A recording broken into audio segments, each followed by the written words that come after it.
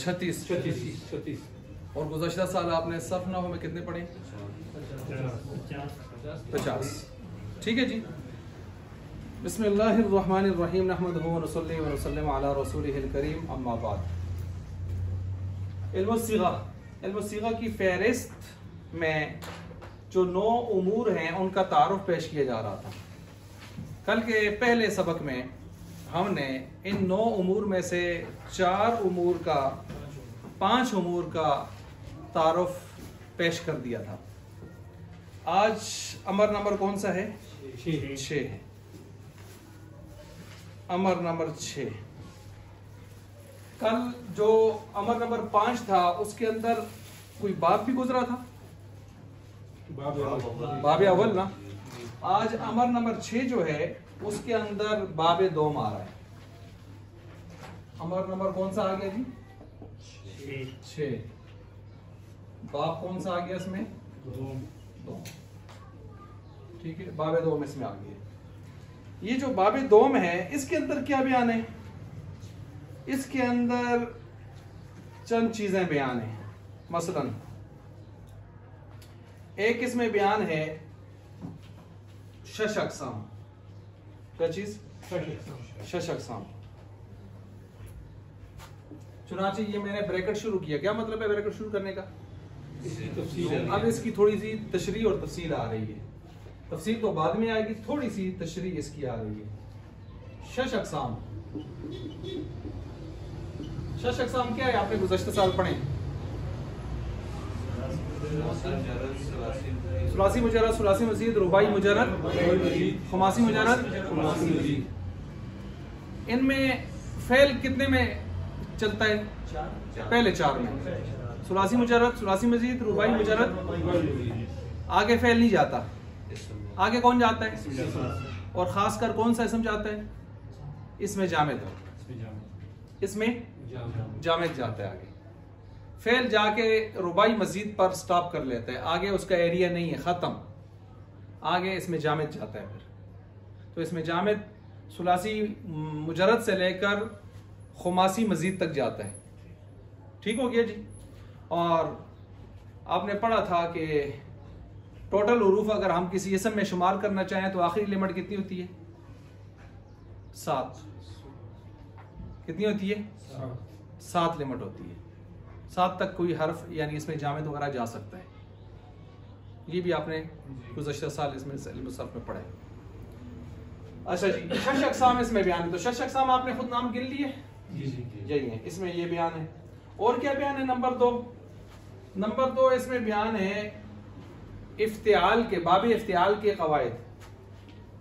बाब इफ्तिआल के क़वाइद। ये क़वाइद 2 तरह के हैं,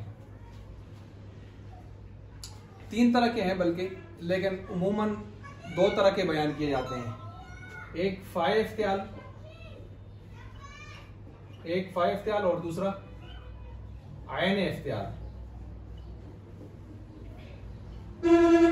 यानी इफ्तिआल के आयन कलमे वाले, आयन कलमे के मुकाबले में कुछ खास हरफ़ अवाज हैं, या फ़ा कलमे के मुकाबले में कुछ खास हरफ़ अवाज है तो कानून लगता है। वो 12 हुरूफ थे, आपने पढ़े थे। 12 हुरूफ में से कोई हरफ आ जाए तो लगते हैं। बहरहाल बाब इफ्तिआल के क़वाइद। बाब इफ्तिआल के कौन से क़वाइद? क्या मतलब? फ़ाए इफ्तिआल, ऐन इफ्तिआल। ठीक हो गया। फ़ाए इफ्तिआल और ऐन इफ्तिआल के क़वाइद ये इसी किस में आएंगे? बाब दोम में।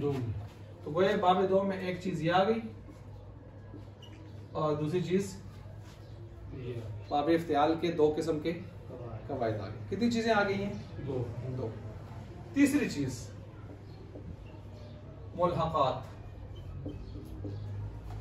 क्या चीज आती है? मुल्हक़ात। याद आ रहे हैं मुल्हक़ात के? आपने बाब पढ़े थे पिछले साल, पढ़े थे ना? मुल्हक़ात के बाब पढ़े थे ना? कितने थे जो मशहूर पढ़े थे आपने?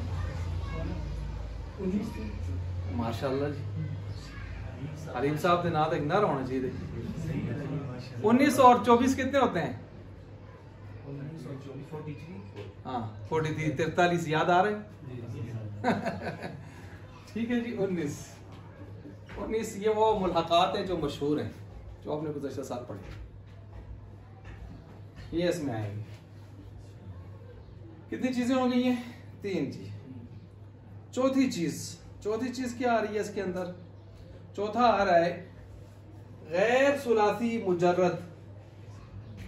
देख ले जरा, गैर सुलासी मुजर्रद के मसादिर और ऐन मुजारे की हरकत के कायदे।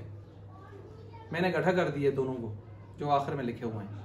गैर सुलासी मुजर्रद, क्या कहा मैंने?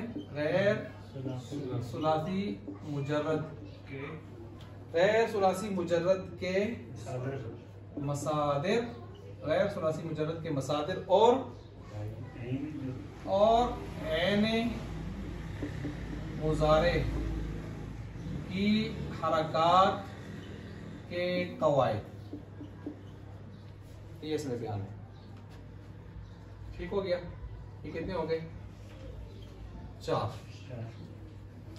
चीजें इसके अंदर बयान है। ये बात हो गया ब्रैकेट। 4 चीजें इसके अंदर बयान है। ठीक हो गया जी? ये नंबर कितने हो गए? 6 नहीं, मजमू इधर से 6 हो गए। अब नंबर 7 नंबर 7 आ गया जी। नंबर 7 को जब हम देखते हैं तो नंबर 7 में जो चीजें हैं, मसलन नंबर 1 हफ्त अक़साम। हफ्त अक़साम तो सुनाया जी, पढ़े माशाल्लाह, बार बार पढ़े नहीं पढ़े? पढ़े।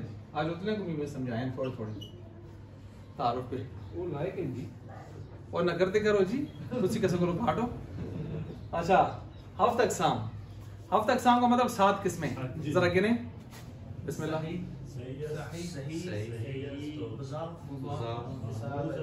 देखें, पहले तो तंदुरुस्त को गिन लें। सही को सही कर लो बस। अब हरफ इल्लत वाले सिंगल गिने, फिर डबल वाले गिन लें। सिंगल वाले गिने। मोतल तो हो गया, लेकिन मोतल उल्फाज इसका नाम क्या है? मिसाल।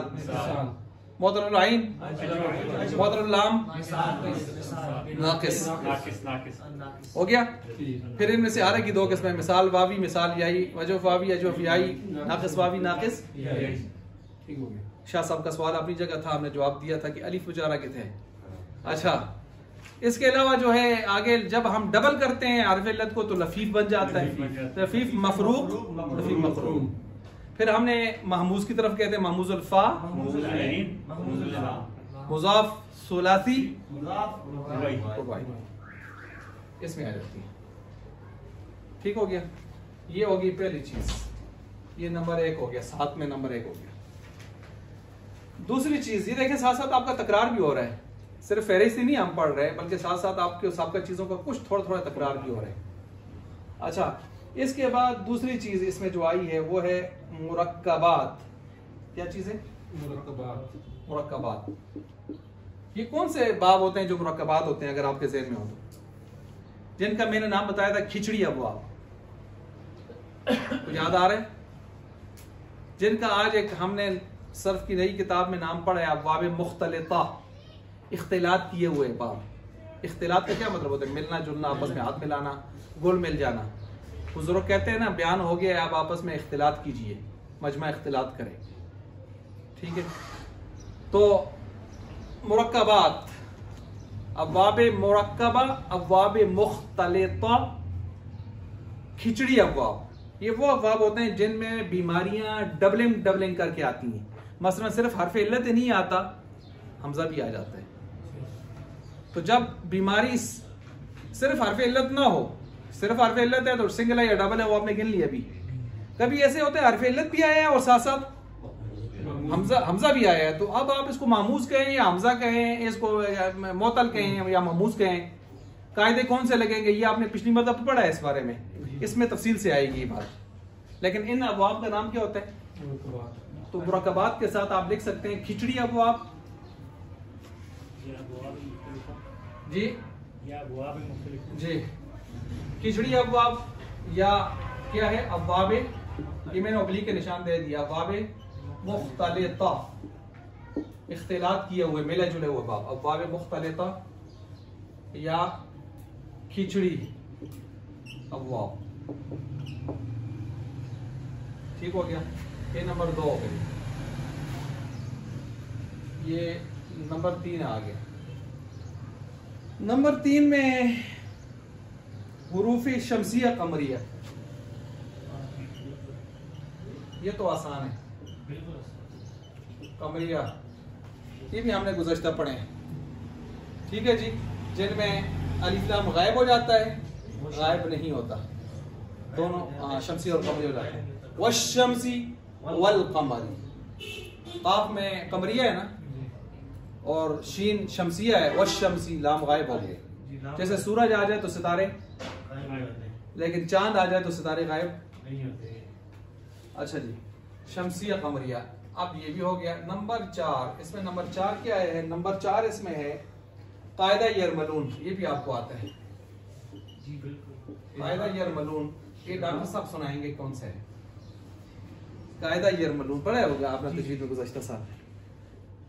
नून साकिन नून तनवीन के बाद हुरूफ यरमलून, इन 6 हुरूफों में से कोई हरफों में से कोई आ जाए तो नून साकिन नून तनवीन को इनमें शद के साथ मुदगम कर देते हैं। या मीम वाव नून में गुना भी होता है, लाम और रा में गुना नहीं होता, इदगाम हो जाता है। हाँ जी, ठीक हो गया। कब? जब ये जुदा जुदा हरफ हो, यानी नून साकिन नून तनवीन अलग में आया हो और ये अलग में आया हो, अलग हरफ में आया हो। अगर एक कलमे में आ जाए तो फिर इदगाम, जैसे क़िनवानुन सुनवानुन बुनियानुन दुनिया, ये एक कलमे हैं। तो इन 4 में याद आ गया, ये वो यरमलून है। ठीक है जी, डॉक्टर साहब देखते हैं आखिर कीजिए।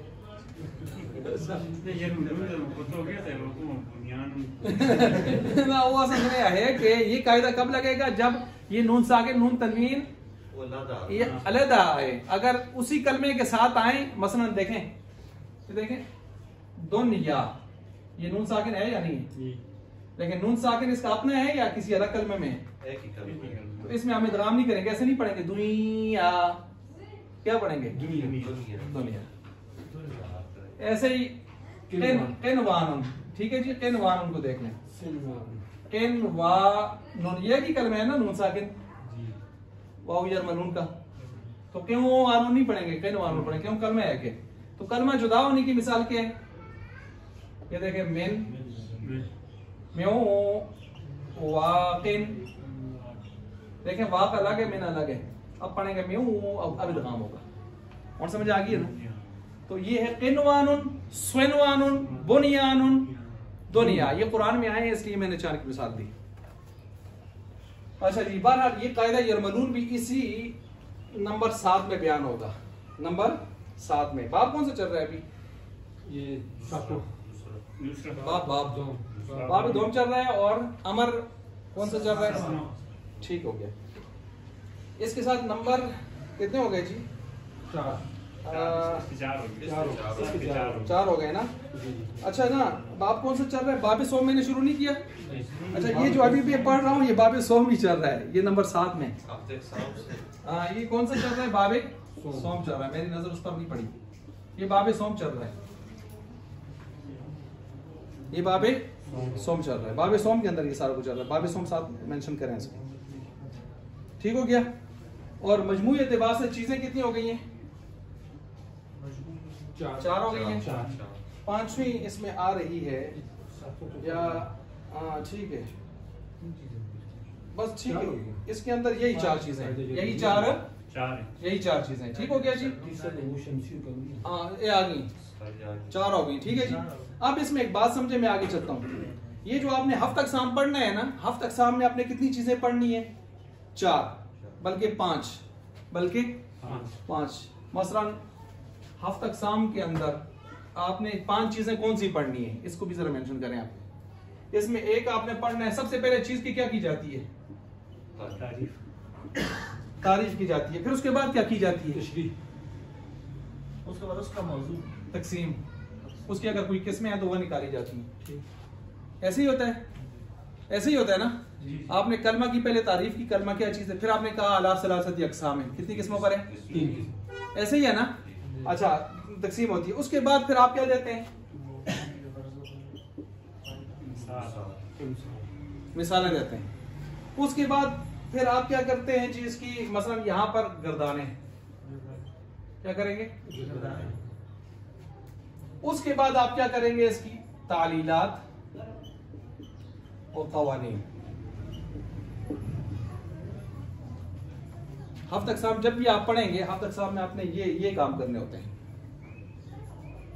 उनमें से हर एक की तारीफ, तकसीम, मिसालें, गर्दाने, तालीलात, और तालीलात के साथ दूसरी चीज क्या होती है? कवानीन। तो तालीलात और कवानीन आप उसके अंदर ये चीजें पढ़ते हैं। ठीक है जी।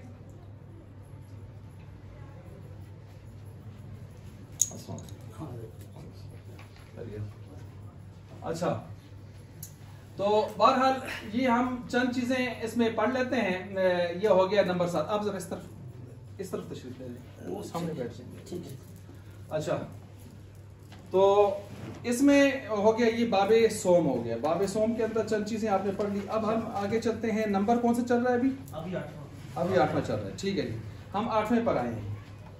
8वें पर जब हम पहुंचे हैं तो 8वें में हमने बाबे चारम पढ़ना है।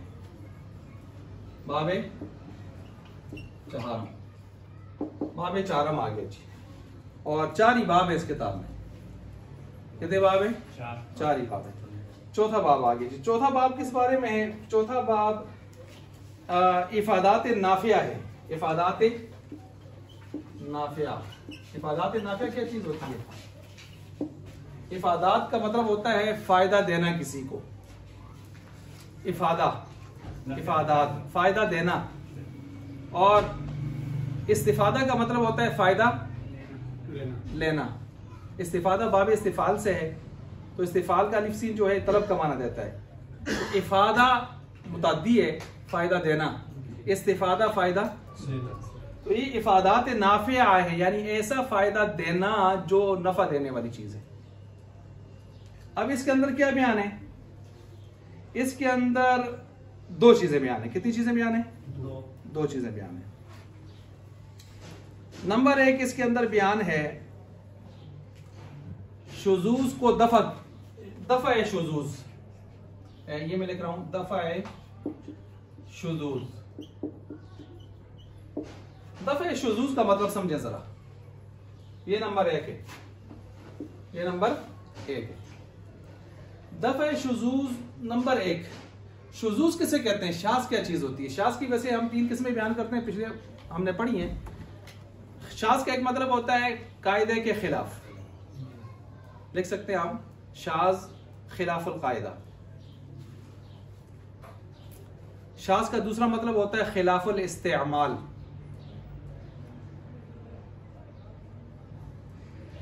शाज़ का तीसरा मतलब होता है दोनों के खिलाफ। दोनों के से क्या मुराद है? मिसाल के तौर पर हमने लफ्ज बहुत सारे पढ़े थे पिछले साल। एक लफ्ज ले लेते हैं, मस्जिद। कायदे के लिहाज से इसमें ज़र्फ क्या होना चाहिए? सजदा यसजुदु नसरा। नसरा यंसुरु का इसमें ज़र्फ किस वजन पर आता है?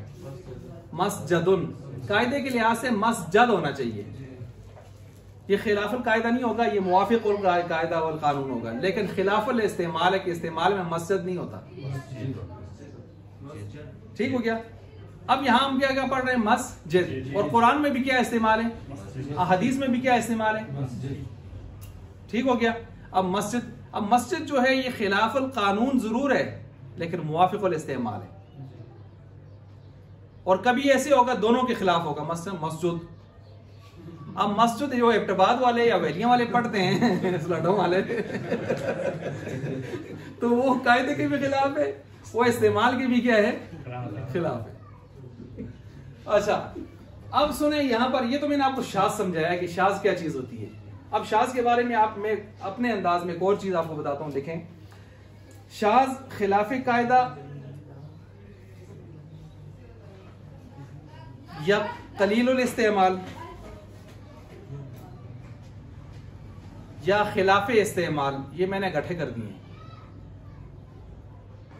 खिलाफ कायदा, कलीलुल इस्तेमाल या खिलाफ इस्तेमाल। ठीक हो गया। अच्छा, अब इसमें ये जो बाब 4 में इसमें कितनी चीजें बयान है? मैंने क्या कहा? दो चीजें बयान है। पहली चीज कौन सी मैंने लिखी है यहाँ पर? दफा शुजूज। अब शुजूज को आप समझ गए ना, शाज को समझ गए। दफा तो आपको पता है दफा किसको कहते हैं? जैसे हम कहते हैं दफा हुआ, तो दफा का मतलब दूर करना, दफा करना, रफा करना। दफा करना का मतलब टैग के उधर करना, और रफा का मतलब उठा के ऐसे मारना। इदफा बिल्लती ही अहसन, ठीक है। तो अब दफा शुजूज का मतलब यह है कि इस बाब में हजरत ने इस तरह के कुछ अपने जाती नुक्ते नजर से कवायद तरतीब दिए हैं। आम सरफी जिन जिन चीजों को शाज कहते हैं, इन्होंने उनको अमल में ला के दिखा दिए। इन्होंने कहा है जो कायदे मैं जिस तरह बयान कर रहा हूं, अगर उन कायदों के मुताबिक आप इन कलिमात को देखें तो सारे सरफी इसको कह रहे हैं शाज। तो जिन कायदों पर मैंने इनको परखा है या मैंने तरतीब दे दिया है, उन कायदों पर परखेंगे तो इनका शुजूज क्या हो जाता है? चुनांचे इन्होंने अपने कायदे कुछ बनाए हैं, मुसीक़ा वाले ने अपने कुछ कायदे बनाए हैं जाती, और कुछ कवायद इधर उधर से ढूंढ के उनका मिक्सचर बना के कुछ कायदे बनाए हैं इस बाब में। और वो जो चीज को दूसरे हज़रात शाज कहते थे, शाज बेईमाना जो मैंने अभी बयान किया, तो इन्होंने उस शाज को खत्म करके ये कहा है कि इसको शाज कहने की जरूरत नहीं, ये ठीक है। जिस तरह मिसाल में देता हूं, कुरान करीम में कोई आयतें मनसूख हैं या नहीं है? अब एक कौल ये है कि नहीं है, दूसरा है कि है। जो कहते हैं उनके फिर आपस में इख्तिलाफ है। शाह मोहतज़िली कितने कहते हैं? 20 कहते हैं। 20 5 कौन कहता है? 5 भी कोई कहता है, अभी जिनसे नाम मेरे निकल गए हैं, जलालुद्दीन सयूती रहमतुल्लाह अलैह। अब देखें, कुछ 20 कह रहा है, कुछ 5 कह रहे हैं, कोई कितने कह रहे हैं। लेकिन बाद में एक मुफस्सिर आए हैं इशाअत तौहीद व सुन्नह के, जो सारे सबके बड़ों के उस्ताद हैं, मौलाना हुसैन अली रहमतुल्लाह अलैह, बहुत बड़ी शख्सियत गुजरे हैं। उन्होंने फरमाया है कि अल-इहमालु अफजलु अल-इअमालु अफजलु मिनल इहमाली। अमल में लाना किसी चीज को मोहमल छोड़ने से बेहतर है। मंसूब करने में मोहमल बनाना पड़ता है अमल में। चुनांचे जिन आयतों को लोगों ने 20 या 5 को मंसूब कहा है, उन्होंने अपनी तफसीर में उनको भी काबिल अमल बना के दिखा दिए। समझ आ गई है? बिल्कुल इसी तरह का काम हजरत ने किया है। जिन कलिमात को लोगों ने शाज कहा था, नाकाबिल इस्तेमाल पुर्जे कहा था, इन्होंने उसको इस्तेमाल में ले आए हैं कुछ कवायद के साथ इज्तिहाद करके। इसका नाम है इफादात नाफिया दफ़े शुज़ूज़। मेरे ख्याल से समझ गए होंगे आप। अब उसमें भी रिकॉर्ड में भी आ गया, आप उसमें भी सुन सकते हैं। अच्छा, अब दूसरी चीज इसके अंदर है जो यहाँ पर आई है, वो है कि तहकीक इसालत व फ़रइयत मस्तर। क्या चीज आई है? तहकीक इसालत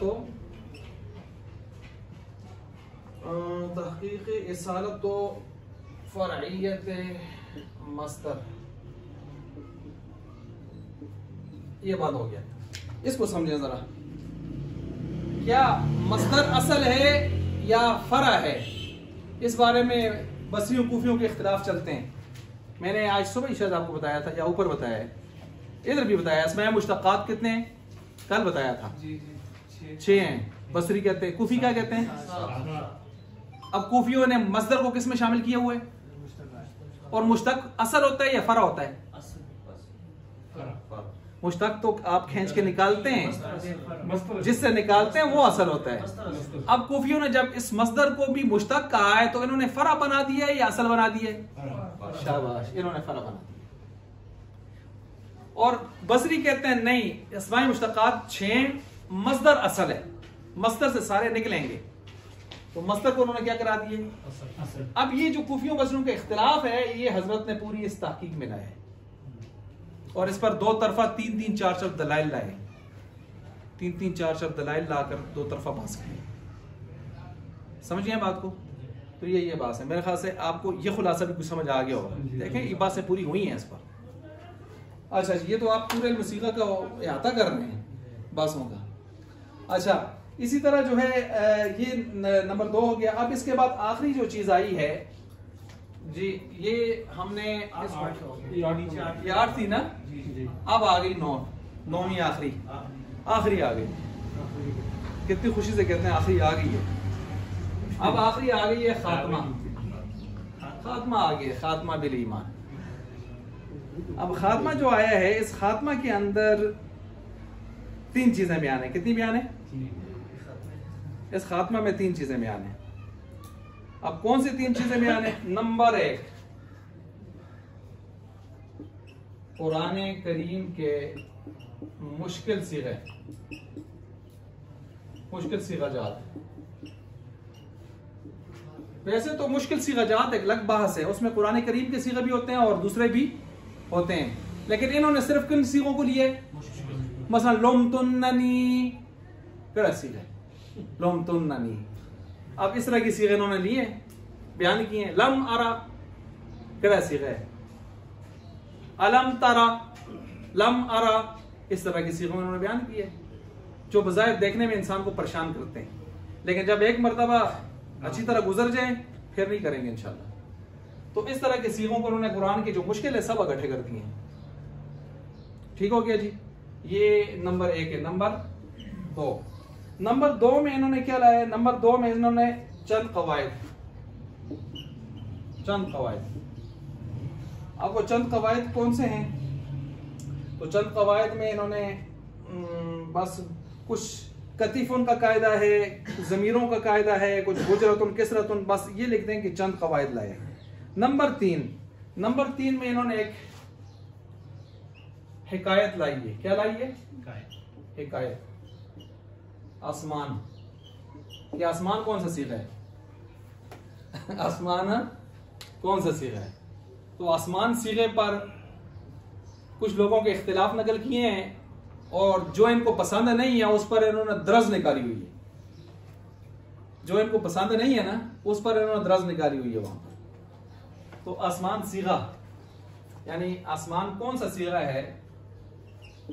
इंची सीगास्त, इसको इन्होंने बयान किया हुआ है।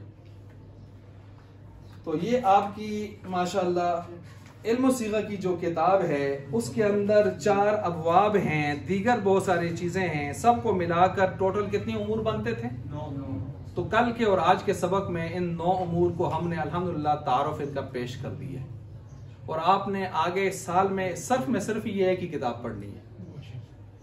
ठीक है, और इसके 9 उमूर हैं, इन्हीं 9 उमूर पर इंशाल्लाह हमने इसको चलाना है। ठीक हो गया?